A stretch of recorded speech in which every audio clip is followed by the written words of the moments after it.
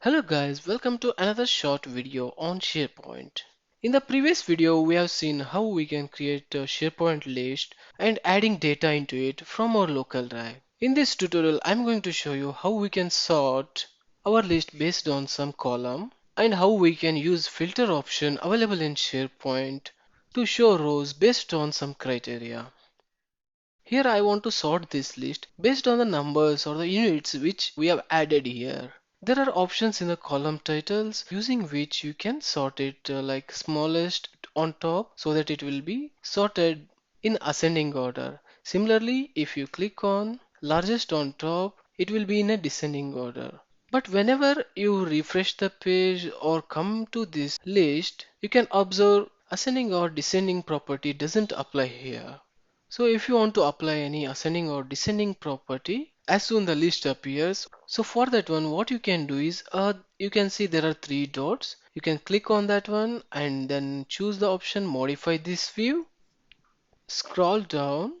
At the bottom, you can see there is an option called sort. Currently, items are getting sorted by the ID, that is the internal ID, which will be created on every item creation in a SharePoint list. So as here we want to sort our list based on the numbers in units, what you can do is you can just select this drop down and choose the column units. And here you can choose the option whether you want to order in ascending or in descending.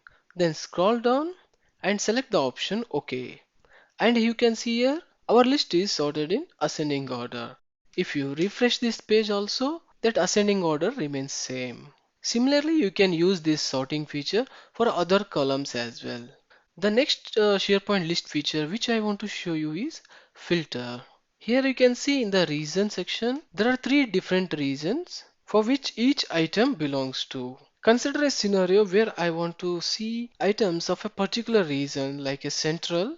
So what you can do is you can select this option so the items related to only that region will be displayed here.